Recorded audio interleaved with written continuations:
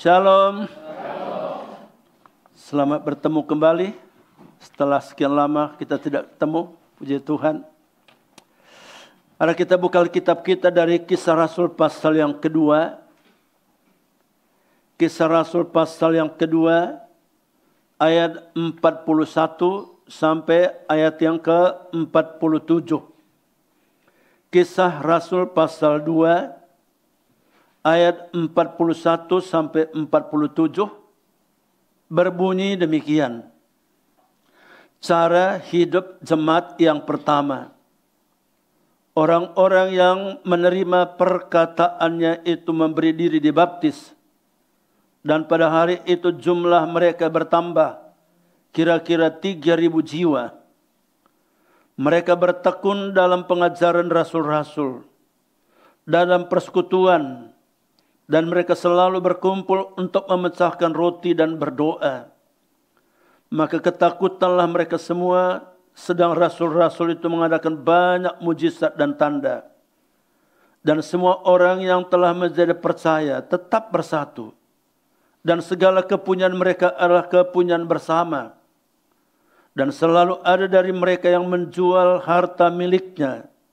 Lalu membagi-bagikannya kepada semua orang. Sesuai dengan keperluan masing-masing. Dengan bertekun dan dengan sehati. Mereka berkumpul tiap-tiap hari dalam bait Allah. Mereka memecahkan roti di rumah masing-masing secara bergilir. Dan makan bersama-sama dengan gembira dan dengan tulus hati. Sambil memuji Allah. Dan mereka disukai semua orang. Dan tiap-tiap hari Tuhan menambahkan jumlah mereka dengan orang yang diselamatkan. Yang menjadi pokok renungan kita kalimat terakhir ayat 47. Tiap-tiap hari Tuhan menambahkan jumlah mereka dengan apa?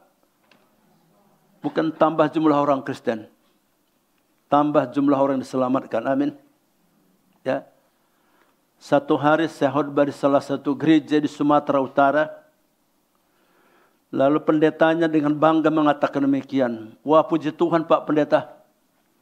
Suku kita makin banyak orang menjadi orang Kristen. Dengan bangganya. Lalu saya tanya begini, dari sekian banyak orang Kristen, berapa yang percaya? Dia pun kelihatannya agak bingung. Dari sekian banyak orang yang menjadi Kristen, berapa yang percaya? Bapak Ibu, saya tidak terlalu bangga dengan gereja yang jumlah orangnya makin banyak. Saya tidak bangga dengan orang Kristen yang makin bertambah. Karena panggilan Tuhan bukan menambahkan jumlah orang Kristen, tapi menambahkan jumlah orang percaya. Amin. Karena saya makin mengerti bahwa menjadi orang percaya bukan sekedar beragama. Saya dibaptis tahun 67. Mungkin di sini banyak belum lahir. Dalam baptisan massal. Itu berlangsung dari jam 9 pagi. Selesai jam 3 sore. Dengan 11 pendeta membaptiskan. Antri panjang di lapangan. Jadi bukan satu keluarga, bukan satu kampung, satu kecamatan. Karena pada waktu itu harus memilih agama. Kalau tidak beragama berarti dianggap PKI. Jadi kami dibaptislah rame-rame. Di sini tahun 69. Tapi saya baru menjadi orang percaya 10 Agustus tahun 72. Bapak Ibu, tema kita hari ini Roh Kudus dan pertumbuhan gereja. Apa yang kita pikirkan tentang pertumbuhan gereja? Kolektornya makin banyak. Puji Tuhan ya. Gedungnya makin bagus. Puji Tuhan. Ya salah. Tapi kalau kita lihat dalam pembahasan kita tadi, bertambahlah jumlah orang yang diselamatkan. Inilah ukuran, inilah tanda gereja yang bertumbuh. Apakah lewat gereja kita bertambah jumlah orang yang diselamatkan? Apakah lewat lembaga kita bertambah jumlah orang yang diselamatkan? Apakah lewat pelayanan kita bertambah jumlah orang yang diselamatkan? Itu menjadi pertanyaan. Ya. Saya ingat tahun 80 bulan Februari. Ya. Tatkala saya mempersiapkan sidang raya DGI, dulu DGI sekarang PGI. Ya. Selama 48 hari, saya dengan tim keliling mempersiapkan sidang raya itu.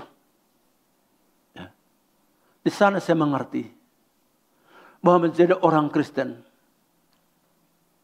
belum tentu menjadi orang percaya. Ya. Saya ingat di salah satu pagi hari Minggu, saya mau berangkat pelayanan. Ya. Itu supir yang menjemput saya terlalu rajin. Ya. Pagi-pagi dia datang, dia klakson, saya langsung loncat dari tempat tidur, saya keluar, saya coba ke pintu, kuncinya disabut. Ya. Jadi 3 pintu rumah itu, 3-3-nya kuncinya disabut. Saya tidak bisa buka. Ya. Lalu tiba-tiba si nyonya bangun, dia katakan, maaf Pak Pendeta, ini kuncinya. Ya. Ya. Lalu saya kemudian, tante sayang sekali, ini rumah kok besar sekali kok bocor. Rumahnya besar sekali. Ini rumah kok besar sayang sekali bocor.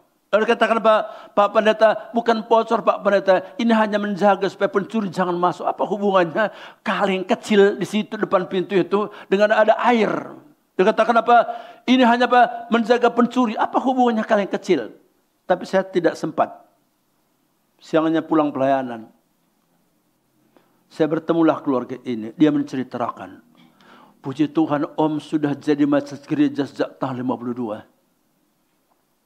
Dan dia katakan ini kamar Pak Pendeta dibangun. Ini tidak boleh siapapun tinggal di kamar. Kamar khusus untuk pendeta. Jadi waktu kami bangun rumah ini, kami bangun khusus ada kamar untuk pendeta. Saya pikir luar biasa juga. Ada orang bangun rumah. Ada kamar khusus untuk pendeta. Bapak Ibu kalau bangun rumah jangan lupa bangun buat saya berdoa untuk pendeta. Amin. Bangga. Dan kata tahun 52 sudah jadi majelis. Tapi saudara tahu, dari jam 11 siang kami layani, kami 3 orang melayani. Sampai paginya, keluarga ini banyak kerasukan. 4 sudut rumahnya itu, 4-4-nya ada penjaga, ditanam. Udah jadi majelis tahun 52. Nyatanya belum percaya. Saya harap hari ini kita semua orang-orang percaya. Amin. Jangan bangga jadi orang Kristen. Jangan puas jadi orang Kristen. Bangga dan bersyukurlah. Saudara boleh percaya kepada Yesus. Dan saya nikmati sampai hari ini. Ya. Maka berbicara tentang Roh Kudus dan pertumbuhan gereja. Yang pertama menjadi catatan untuk kita hari ini. Mengerti, memahami kehendak Tuhan. Ya. Berbicara tentang pertumbuhan gereja, jelas itu berbicara tentang kehendak Tuhan. Ya. Dan berdasarkan firman Allah, Matius 24 ayat 14, kerinduan Tuhan, tiap orang harus dengar Injil. Amin. Ini kok agak berat ini. Amin. Tiap orang harus mendengar Injil. Jadi kalau kita mengukur gereja yang bertumbuh, kalau kita mengukur gereja yang bertumbuh, sejauh mana gereja kita berakibat, berdampak untuk orang lain bisa mendengar Injil. Itu tertulis dalam Matius 24:14. Tiap orang harus dengar Injil. Dan saudara, sampai hari ini paling sedikit masih ada 164 suku di Indonesia yang sama sekali belum pernah dengar Injil. Belum pernah sama sekali. Ya. Ya. Ya. Belum lagi sudah Kristen, tapi masih terikat dengan kuasa gelap. Ya. Kami dengan tim baru pulang minggu lalu dari Morotai, dari Tobelo. Gerejanya besar-besar. Tapi saudara tahu, begitu banyak orang gantung diri. Rasanya gampang sekali menusuk orang. Pemabuk di mana-mana, judi di mana-mana, perselingkuhan di mana-mana. Maka salah seorang tim kami katakan, Pak Pendeta, kita harus kembali, Pak. Ya. Itu kehendak Tuhan. Tiap orang harus dengar Injil. Ya. 2 Petrus 3:9, kehendak Tuhan. Tidak ada seorang pun yang binasa. Tidak ada seorang pun yang terhilang. Semua orang diselamatkan. Jadi kalau kita berbicara tentang pertumbuhan gereja, harus kita lihat dalam konteks ini. Harus kita dalam konteks ini. Ya. Kalau kita lihat sekarang ini gereja-gereja penuh, kadang-kadang ibadah di sana. Ya, berapa kali saya khotbah di Medan. Saya khotbah di situ, ketemu dari situ. Khotbah di sini, ketemu lagi di sini. Saya bilang, ibu anggota gereja mana, Pak? Saya gereja di sana, Pak. Tapi saya senang di sini. Boleh, puji Tuhan. Ya. Ya. Jadi saya sampaikan untuk kita pagi hari ini. Kalau kita berbicara tentang pertumbuhan gereja. Pastikan, jadikan, tanamkan dalam diri kita. Apa yang menjadi kehendak Tuhan, itu harus menjadi kehendak kita. Dan saya percaya itu orang percaya. Sementara kita lihat poin yang kedua. Ya. Jadi Bapak Ibu yang diberkati oleh Tuhan. Mari kita berbicara tentang pertumbuhan gereja dalam garis ini. Ya. Sejauh mana gereja kita berdampak untuk orang mendengar Injil. Sejauh mana gereja kita berdampak untuk orang berdosa diselamatkan. Dan saya percaya Bapak Ibu, itulah namanya gereja yang bertumbuh.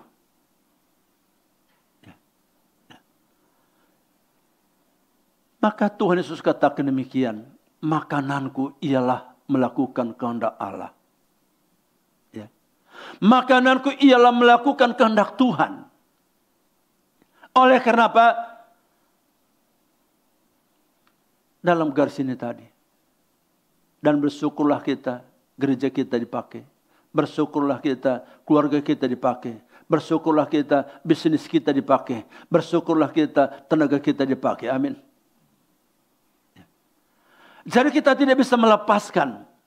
Jangan pernah berbicara tentang gereja yang bertumbuh tanpa dasar ini.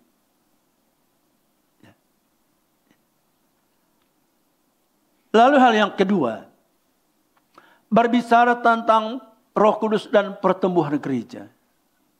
Ini mengingatkan kita akan tanggung jawab orang percaya.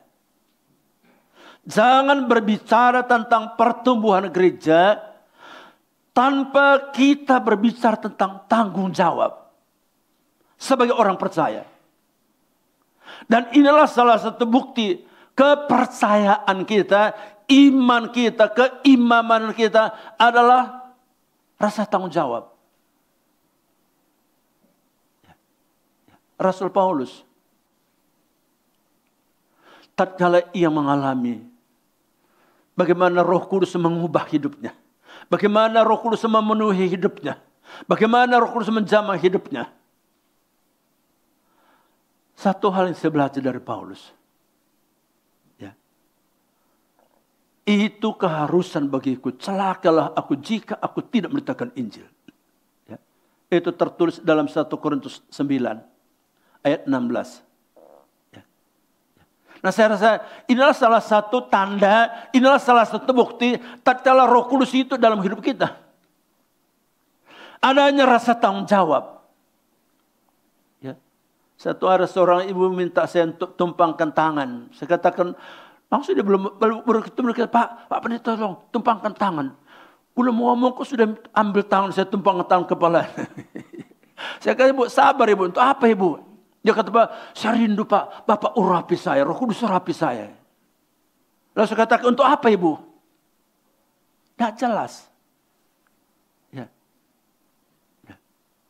Saya percaya Bapak Ibu, Ya, kalau kita baca Yesaya 61, roh Tuhan Allah ada padaku. Lalu ia mengurapi aku, untuk mengutus aku, untuk memakai aku, untuk mempergunakan aku.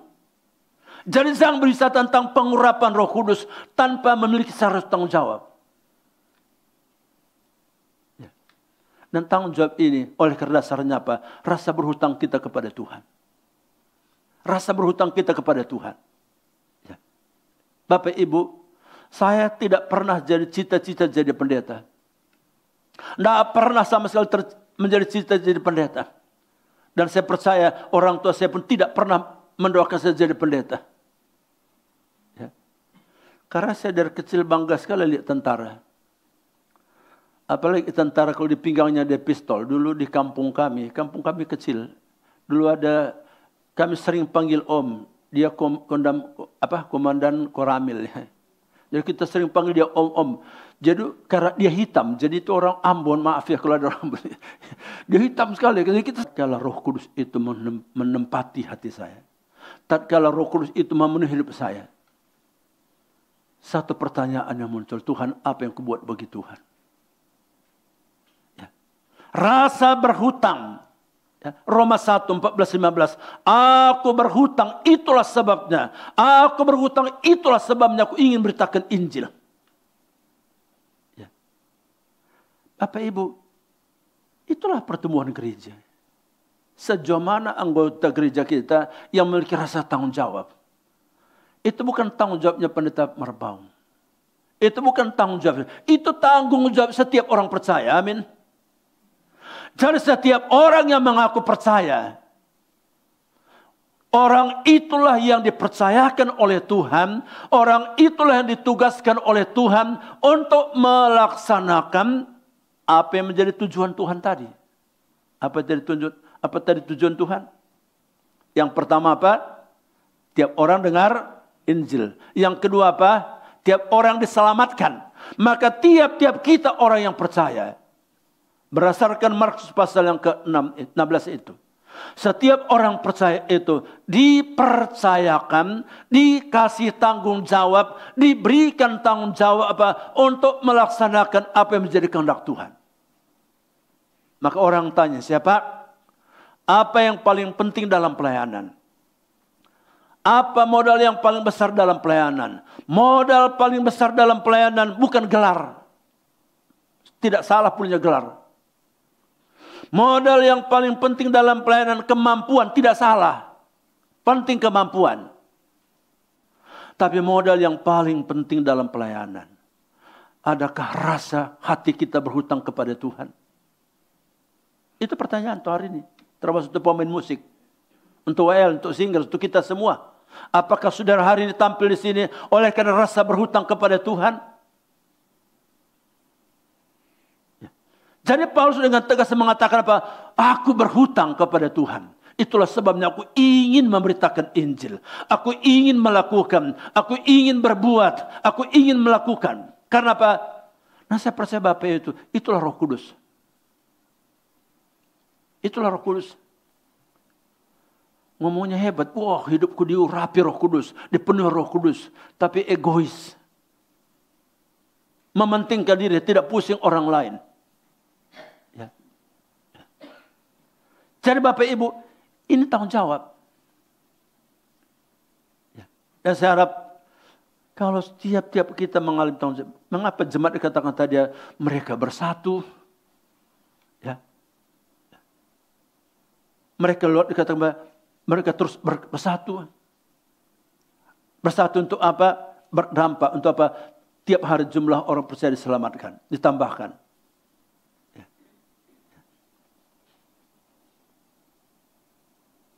Maka Bapak Ibu yang diberkati oleh Tuhan. Saya makin mengerti apa yang Rasul Paulus katakan. Tatkala Roh Kudus itu memenuhi hidup kita. Kita sudah tahu untuk apa kita hidup. Untuk apa kita hidup. Ya. Saya bersyukur sampai saya tahu untuk apa saya hidup. Ya.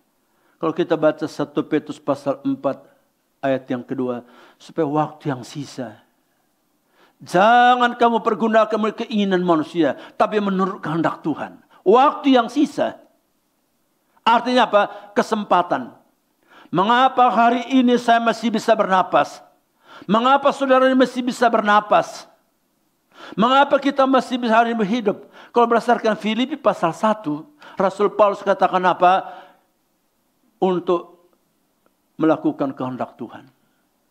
Injil maju. Orang lain diselamatkan. Tuhan dimuliakan. Kalau kita baca Filipi pasal 1, 12-26 itu, 3 itu Paulus katakan di situ. Yang pertama apa? Injil maju. Tuhan dimuliakan. Hidupku berdampak untuk orang lain. Bapak Ibu, bahagia hidup ini. Sejahteranya luar biasa hidup ini. Ya. Saya makin mengerti Bapak Ibu, apa artinya waktu yang sisa. Ya. Jadi minggu yang lalu, Rabu pagi, jam 6 pagi, seperti biasa. Kami sudah 4 tahun ini sejak COVID, ya, sampai kemarin. Ya.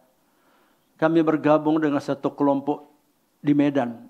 Tapi karena Zoom itu termasuk di berbagai tempat. Jadi Zoom ini tiap-tiap hari Senin, Rabu, dan Jumat. Kalau dulu sebelum COVID, mereka tiap hari di gereja, Senin sampai Jumat, jam 5 pagi. Tapi sejak COVID ini pakailah Zoom, lalu kami diundang. Saya juga dengan istri saya bergantian, kami dikasih kesempatan buat firman Tuhan. Minggu yang lalu, ya, selesai firman Tuhan, lalu selesai doa, ya, ditutup dengan Bapa kami, disampaikanlah pengumuman oleh koordinator. Saya masih ingat itu, jam 6.50 pagi, dia sampaikanlah pengumuman. Lalu dia tutup, dah sampai ketemu nanti siang, nanti jam 9 kita kumpul, kita kunjungan ya.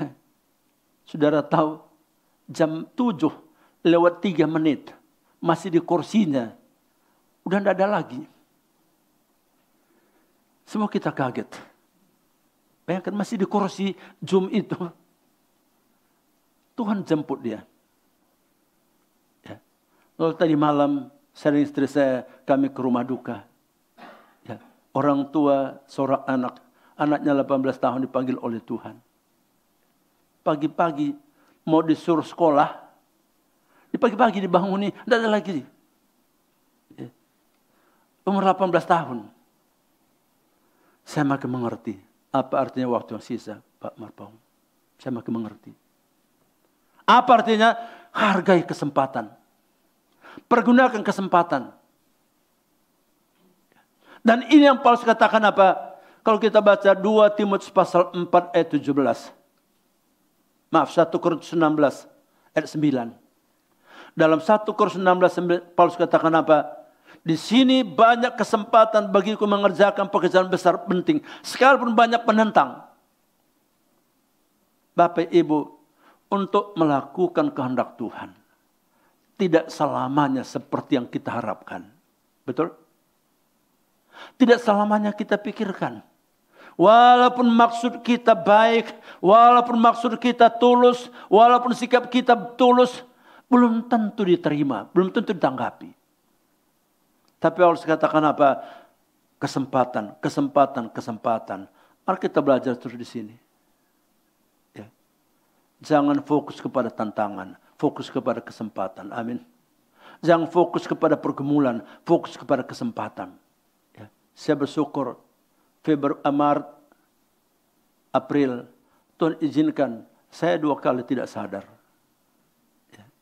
Jadi Maret itu saya jatuh pagi-pagi itu jam 2 pagi di kamar mandi. Ya. Waktu itu istri saya lagi di Jogja, saya sendiri di rumah dengan seorang cucu. Ya. Saya tidak tahu persis jam berapa. Tapi begitu saya buka mata, saya kaget. Saya di kamar mandi. Kepala saya bengkak, tangan juga bengkak. Saya mau ke tempat tidur, masih agak pusing. Ya. Ya. 10 hari kemudian, jam 9 malam, saya selesai. Itu biasa kami seperti sharing, sudah mau siap-siap tidur. Tiba-tiba kaki saya kram. Kram, saya mau turun tempat tidur, tidak sadar. Ya. Jadi saya terus belajar mengerti. Kesempatan bagiku, kesempatan bagiku, kesempatan bagiku. Bapak Ibu berbicara tentang Roh Kudus dan pertumbuhan gereja. Tidak sekedar kita memiliki rasa tanggung jawab, tapi tahu menghargai kesempatan. Maka apa? Tiap-tiap hari mereka berkumpul, tiap-tiap hari. Ya. Tiap hari mereka berkumpul. Karena apa? Mengerti arti kesempatan. Kalau kita jujur, berapa banyak kita harus menyesal. Oleh karena apa? Kita tidak menghargai kesempatan. Betul? Berapa banyak kita harus menyesal. Ya, saya masih ingat itu. Seorang bapak. Dia berniat untuk memberikan saya sebuah jam. Ini kan niat bagus sekali. Ya, harap di sini juga banyak yang berniat memberi. Ya. Ya. Jadi waktu saya ke mimbar seperti ini, saya minta jam istri saya. Ya. Rupanya bapak ini melihat. Lalu apa? Sebulan kemudian kami ketemu. Dia katakan, Pak Pendeta, aku punya hadiah untuk kamu. Ya, waktu saya buka jam. Saya katakan, Pak, sayang sekali Pak. Kalau 2 minggu lalu Bapak kasih jam ini bagi saya. Ini bagi saya berarti sekali. Tapi sekarang saya sudah punya jam Pak. Ya, mungkin ada orang yang lebih membutuhkan. Kan tidak mungkin saya pakai 2 jam. Ya, dan memang saya biasa begitu ya. Sepatunya 1 sampai rusak nanti dia ganti lagi dia. Ya, jam juga seperti itu. Saya lihat wajahnya seperti dia kecewa. Situ saya belajar. Ternyata Bapak Ibu memberi pun itu punya kesempatan. Tidak selamanya. Tidak selamanya saudara kasih saya sepatu berarti. Tidak selamanya saudara kasih uang kepada saya berarti. Maka mari kita belajar hari ini. Hargai kesempatan. Kesempatan tidak selamanya ada. Amin. Termasuk mengampuni, termasuk memperhatikan, termasuk mengunjungi, termasuk mengasihi. Bapak Ibu, jangan lupa. Ya. Dan Paulus katakan apa? Mengerjakan pekerjaan apa? Pekerjaan besar dan penting. Ya, 1 Korintus 16 ayat 9. Mengerjakan pekerjaan besar dan penting. Bapak Ibu, saya tidak tahu. Ya, para pemimpin pujian, para pemusik. Mengertikah kita nilai yang kita kerjakan itu? Mengertikah kita tatkala kita membuka dompet kita, memberikan persembahan, mengertikah kita nilainya? Mengapa dikatakan besar dan penting? Ya, seorang teman kami mengatakan begini, tidak ada pekerjaan yang lebih penting selain pekerjaan Tuhan. Setuju? Ini kebetulan ini bagaimana gereja kita ini? Ya. Tidak ada pekerjaan lebih penting selain pekerjaan Tuhan. Amin. Karena apa Bapak Ibu? Hamba Tuhan kata apa? Pekerjaan itu menentukan masuk surga atau tidak. Maka itu menuntut namanya satu kesungguhan hati. Kalau kita baca Kolose pasal 1. Ayat 28 dan 29. Paulus katakan apa? Ku perjuangkan dengan segenap tenaga. Ku perjuangkan dengan segenap kekuatanku. Bukan sekedar. Segenap tenaga, segenap kekuatan, segenap jiwa. Karena apa? Menentukan orang masuk surga atau tidak. Pujian saudara menentukan orang masuk surga atau tidak. Khotbah saudara menentukan orang masuk surga atau tidak. Persembahan saudara menentukan orang masuk surga atau tidak. Inilah pertumbuhan gereja. Ya. Memiliki rasa tanggung jawab. Dan mengerjakannya dengan kesungguhan hati. Kesungguhan hati. Jadi kalau kita lihat apakah orang itu betul-betul diurapi Roh Kudus, lihat di situ kesungguhannya. Ya. Bagaimana tujuan Tuhan tercapai? Bagaimana kehendak Allah itu tercapai? Ya. Kadang-kadang kita lihat, kadang-kadang pemain film jauh lebih sungguh-sungguh daripada pendeta. Ya kan? Kadang-kadang orang yang bersandiwara itu jauh lebih sungguh-sungguh daripada kita. Padahal apa? Saudara tahu, padahal dia memperlakukannya dengan sungguh-sungguh untuk yang tidak sungguh-sungguh. Sedangkan pekerjaan kita, pujian kita, persembahan kita, kolekte kita, ini kan untuk berdampak untuk yang sungguh-sungguh. Karena apa? Orang masuk surga. Maka saya harap mari kita lebih sungguh-sungguh lagi. Ya. Tatkala kita dikasih kesempatan untuk menyanyi, menyanyilah sungguh-sungguh. Amin. Tatkala kita dikasih kesempatan untuk berdoa, berdoalah sungguh-sungguh. Tatkala kita dikasih kesempatan pimpin pujian, berdoalah sungguh-sungguh. Buatlah sungguh-sungguh. Artinya apa? Kesungguhan hati kita. Motivasi kita, ketulusan kita. Karena apa? Saya buat untuk Tuhan. Ini berdampak untuk Tuhan.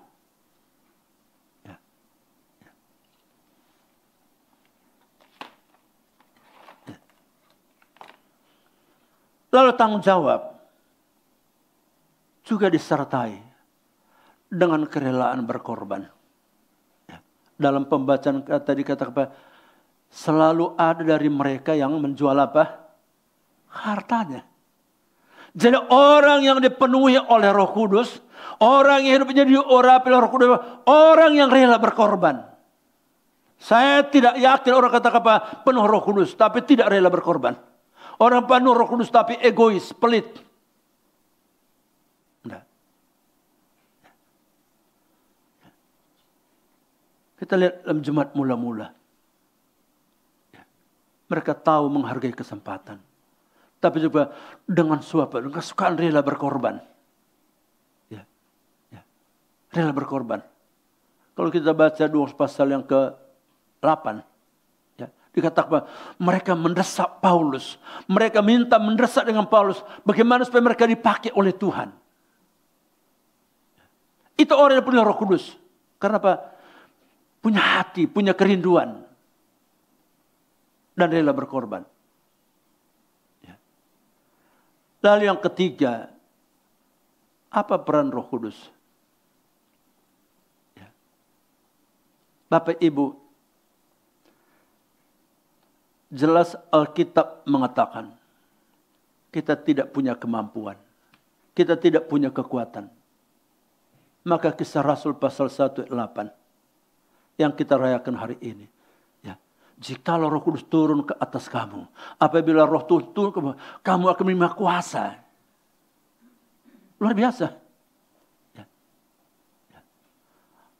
Ada orang kadang-kadang mungkin merasa tidak kuat, saya tidak mampu. Dari antara kita kuat, dari mampu. Ya. Maka untuk itulah Tuhan berikan kita Roh Kudus. Amin. Membuat kita kuat, membuat kita sanggup, membuat kita mampu. Maka saudaraku, kalaupun kita bisa melakukannya, saya percaya kalau orang Roh Kudus itu menurut kita, pasti kita menjadi rendah hati. Kenapa? Bukan kekuatan kita. Ya. Saya secara pribadi, saya terus menikmati. Saya katakan, saya bukan orang yang kuat. Ya. Saya beberapa kali mengalami penyakit. Mengingatkan saya betapa sungguh butuh bergantung kepada Tuhan. Ya. Ya. Saya ingat Februari tahun yang lalu. Ya. Saya dengan istri saya dengan di tengah-tengah teman. Beberapa teman. Di tengah-tengah hutan sama. Saya sedikit tergelincir. Tidak sadar. Mereka kata tidak sadar, tapi saya namanya tidak sadar, saya tidak sadar. Ya, ya. Jadi saya lihat mereka terus berbisik-bisik. Jadi ada juga 2 dokter waktu itu, mereka terus berbisik. Ya. Dan salah satu dokter mengatakan, Pak, saya tiap kali Bapak berdiri, saya merinding. Tiap kali Bapak berdiri, saya merinding. Ya. Karena katakan apa? Bagaimana mata saya, bagaimana saya sudah putih-putih pucat. Maka kalau saya masih bisa berdiri sampai hari ini. Apa yang dikatakan oleh Paulus. Dalam 2 Korintus 3 yang ke-5. Dengan diri kami sendiri kami tidak kuat. Dengan diri sendiri kami tidak sanggup. Kesanggupan kami adalah pekerjaan Tuhan. Itulah Roh Kudus. Tanpa Roh Kudus kita tidak mampu. Tapi percayalah Bapak Ibu. Tatkala Tuhan mempercayakan sesuatu kepada kita. Roh Tuhan itu memampukan kita. Roh Tuhan itu menguatkan kita. Ya. Saya pikir begini, waktu Yusuf diperlakukan begitu sakit, ya, dia dibuang ke dalam ke sumur, ia dijual, ia dimasukkan ke penjara, ia difitnah. Bagaimana Yusuf mengatakan, tatkala saudaranya tahu bagaimanapun Yusuf pasti dendam. Kalau kita baca Kejadian 45 itu luar biasa. Yusuf katakan apa? Akulah saudaramu. Saya pikir Pak Marpung luar biasa. Kepada orang yang pernah membunuh dia, kepada orang yang pernah mencelakakan dia, kepada orang yang pernah memfitnah dia, kepada orang yang pernah menyakitkan dia, bisa dikatakan aku saudaramu. Saya percaya itulah Roh Kudus. Ya, mungkin hari ini kita butuh Roh Kudus sehingga kita bisa mengatakan apa? Akulah saudaramu, kepada orang yang pernah mengecewakan kita, kepada orang yang pernah menyakiti kita, kepada orang yang pernah merugikan kita. Bisakah kita mengatakan aku saudaramu? Tidak mungkin. Hanya Roh Kudus. Ya. Yang kedua, Roh Kudus itu membangkitkan kekuatan dan keberanian. Ya. Saya tatkala baca Kisah Rasul pasal 4 ini, khususnya 13 dan 31. Petrus seorang penakut. Bahkan Yesus dengar kata apa? Orang biasa tapi menjadi orang luar biasa. Orang biasa menjadi orang luar biasa. Karena apa? Roh Kudus. Dan bagi saya, Bapak Ibu, tidak ada orang yang lebih luar biasa selain hidupnya dipakai Tuhan. Amin. Bagi saya, orang yang hebat, orang yang luar biasa adalah orang yang hidupnya dipakai Tuhan.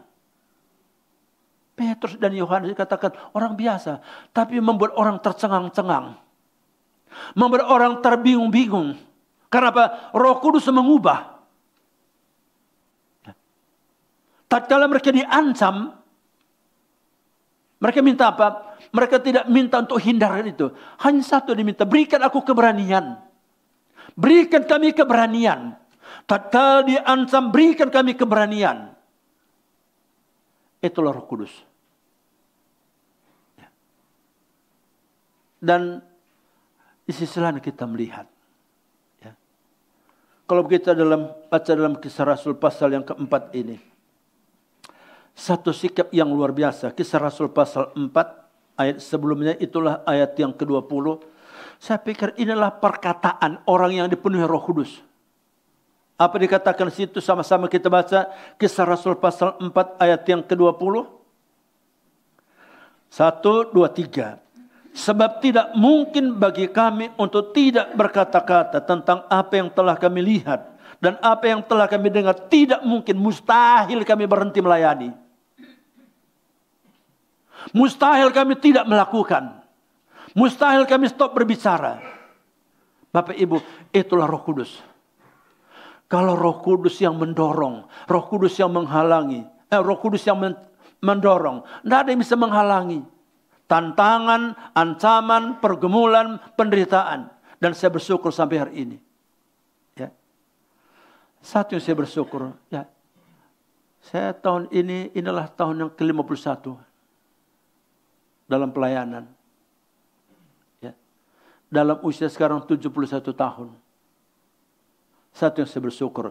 Memang saya merasakan bahwa secara fisik, ya, kekuatan saya tidak seperti dulu bisa saya 3 kali, 5 kali khutbah satu hari. Sekarang kekuatan saya 2 kali udah cukup ngos-ngosan. Orang Manado katakan hosa. Ya. Tapi hati saya tidak pernah kendor. Kerinduan saya tidak pernah kendor. Semangat saya tidak pernah kendor. Walaupun secara fisik. Yang tidak bisa dipungkiri. Ya. Hati yang terus rindu. Hati yang terus rindu. Injil diberitakan, orang diselamatkan. Bagaimana mungkin? Tidak mungkin kami tidak berkata-kata. Bapak Ibu, itulah Roh Kudus. Bukan pekerjaan kita, bukan diri kita. Kalau diri kita terlalu banyak hambatan, terlalu banyak halangan. Sedikit tidak cocok ngambek. Itu di tempat lain, di sini kada ada. Ya. Ya. Kurang sedikit diterima pandangannya, kecewa. Itu di tempat lain, di sini tidak ada. Ya. Ya. Tidak mungkin bagi kami tidak berkata-kata. Hal yang sama kita ingat Paulus. Ya. Dalam Kisah Rasul 26 ayat 19. Tatkala ia disuruh stop memberitakan Injil. Tatkala ia disuruh stop, diam. Paulus katakan apa? Mustahil bagiku diam. Tidak mungkin aku tidak taat. Itu komitmen. Roh Kudus itu memberikan kita komitmen. Dan saudaraku, saya percaya bahwa salah satu rahasia hidup kita dipakai oleh Tuhan. Orang yang punya komitmen. Amin. Orang yang punya komitmen. Komitmen artinya apa? Tidak ada istilah mundur. Tidak ada istilah berhenti. Tidak ada istilah stop. Ingat tadi pendahuluan saya katakan tadi. Makananku ialah apa? Melakukan kehendak Allah. Saudara tahu arti makanan? Kalau berhenti makan, apa artinya? Kalau berhenti makan, apa artinya? MPP. Mati pelan-pelan. Ya. Jadi orang yang berhenti melayani sama artinya ia masuk kepada MPP, mati pelan-pelan. Maka boleh tidak cocok, boleh tidak sependapat, tapi jangan pernah kendor dalam beritakan Injil. Amin. Ya. Bagaimana mungkin tidak mungkin? Maka Bapak Ibu yang diberkati oleh Tuhan, dalam garis ini, mari kita pahami tema kita hari ini. Ya. Ya. Seringkali orang berbicara tentang Roh Kudus itu, ya bisa berbahasa roh, puji Tuhan. Tapi berbahasa roh lah dalam tujuan Tuhan tercapai. Amin. Ya. Bisa bernubuat, boleh, silakan, puji Tuhan. Tapi bernubuatlah dalam tujuan Tuhan tercapai. Karena saya pikir apa? Apalah artinya kita berbahasa roh, tapi tidak berdampak untuk tujuan Tuhan. Apalah artinya kita pintar bicara-bicara, tapi tidak berdampak untuk tujuan Tuhan tercapai. Maka doa kita bersama hari ini, gereja kita, Gereja Reformasi Indonesia, biarlah gereja yang bertumbuh. Dalam garis apa? Tujuan Tuhan tercapai. Amin. Kehendak Tuhan tercapai. Apa tujuan Tuhan? Tiap orang harus dengar Injil. Tiap orang diselamatkan. Biarlah lewat hidup kita bersama. Sebagaimana Paulus katakan dalam Filipi 1 ayat 12. Apa yang terjadi atasku ini justru telah menyebabkan kemajuan Injil. Jangan pisahkan hidup kita dengan Injil.